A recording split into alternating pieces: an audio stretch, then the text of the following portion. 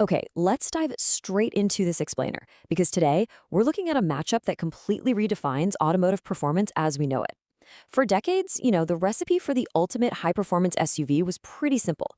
You take a gorgeous Italian body, drop this immense roaring engine right under the hood, and try your absolute best to keep the weight down. But we are right in the middle of a monumental paradigm shift in the car world. The old rules of physics and performance, they're literally being rewritten right before our very eyes. So think about this for a second. What actually happens when the fastest internal combustion SUVs on Earth, cars that represent the absolute pinnacle of traditional roaring V8 and V12 prestige, meet a silent, incredibly heavy electric family hauler? Can pure, unadulterated Italian engineering hold its own against the sheer brute force of modern EV architecture? Well, the results of this matchup are probably going to shock you. Section 1, the heavyweight contenders. All right, first up, we've got the two absolute legends defending the honor of gasoline. First, the stunning Ferrari Purosangue. Under the hood, it's packing a colossal 6.5-liter naturally aspirated V12, paired up with a lightning-fast 8-speed auto and a super sophisticated launch control system. And right next to it, the incredibly aggressive Lamborghini Urus Performante. That one's running a 4.0-liter twin-turbo V8, also with an 8-speed auto and launch control. These two, they are pure mechanical pedigree, loud, complex, and engineered to absolute perfection. But then, we have the disruptor, the Porsche Cayenne Turbo EV. And the formula here is just radically different. There's no naturally aspirated V12, no twin-turbo V8. Just dual electric motors quietly sitting there, waiting to unleash all their power. It's a totally, fundamentally different approach to going fast. Moving on to Section 2, power versus weight stats. Now, what's really fascinating here is how the numbers map out this extreme difference in engineering. Let's break this data down. The Ferrari gives us a massive 725 horsepower and 716 newton meters of torque, weighing in at a relatively light 2.1 tons. The Lambo is right there with it, 666 horsepower, 850 newton meters of torque, also 2.1 tons. But then there's the Porsche. It brings a staggering 1,156 horsepower and an earth-shattering 1,500 newton meters of torque to the table. But, and this is a big but, because of all those hefty battery packs, it comes with a colossal weight penalty. We're talking a whopping 2.6 tons, 1,156 horsepower. I mean, just let the sheer scale of those combined electric motors sink in for a second. This isn't just a slight edge in power, it's almost double the horsepower of a Lamborghini. In the traditional car world, a power gap like this, the race is basically over before you even reach the starting line. But wait, 2.6 tons. The Porsche is carrying around a full half-ton more weight than the Italian supercars. And anyone who follows racing knows weight is the absolute enemy of speed. It ruins your launch, your acceleration, your handling, and your braking. So this builds up some incredible suspense. Can the Porsche's insane power actually overcome its massive bulk? Section 3, the standing drag races. Let's see what actually happens. Well, the outcome of that first race was, frankly, mind-blowing. The driver of the Ferrari actually said, "That Porsche is gone. It didn't feel like I was doing anything." And get this, the Porsche driver said he gave it a totally mild, relaxed launch, but the EV still effortlessly walked away from both the Lambo and the Ferrari right off the line. The guys in the combustion cars were just stunned. They realized pretty quickly that their perfect, highly engineered launches were just no match for the instant power delivery of an EV. Section 4, the rolling race dominance. Now, usually, internal combustion cars rely on rolling races, right?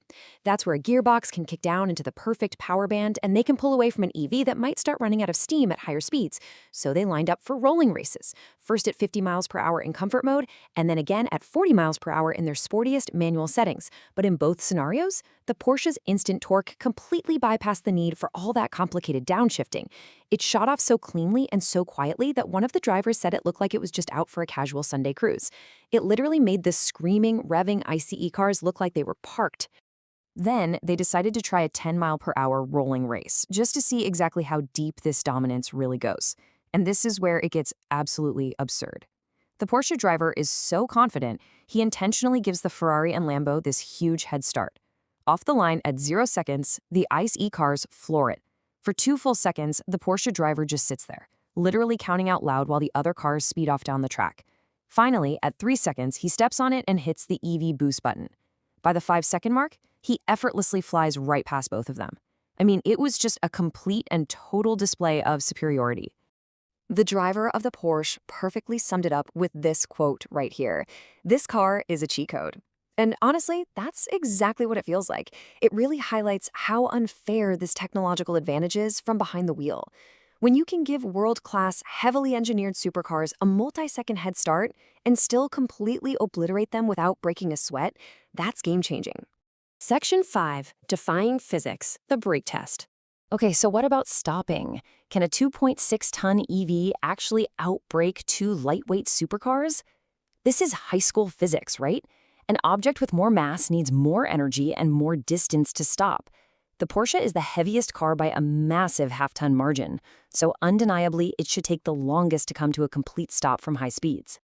Actually, scratch that. The 2.6-ton heavyweight stopped first. And not just by a little bit, but by a very wide margin. The lighter supercars actually stopped last.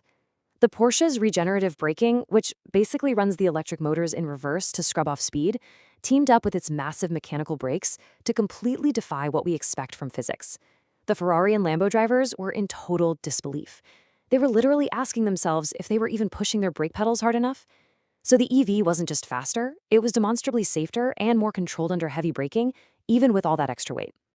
Section 6, the final quarter-mile results. So, for the final showdown, the Porsche driver finally stopped messing around in comfort mode, switched the car into Sport Plus, and turned on the launch control. And when they launched, the awe from the other drivers was just palpable. Seeing the Porsche unleash all 1,156 horsepower at once made one of them just blurt out, "It's like a comet." It was genuinely humiliating to watch the finest Italian engineering get completely left in the dust by this heavy, silent, electric family SUV. And the numbers here are completely definitive. The Porsche crossed the quarter-mile mark in exactly 10.0 seconds flat.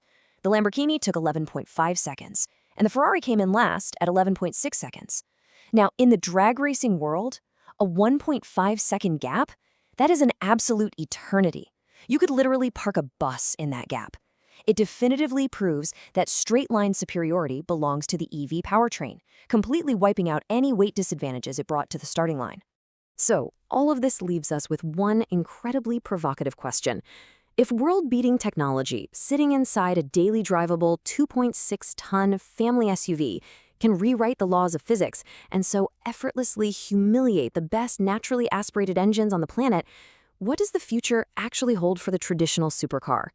The paradigm hasn't just shifted, it has completely transformed.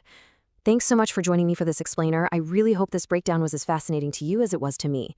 Keep questioning the status quo, and we'll see you next time.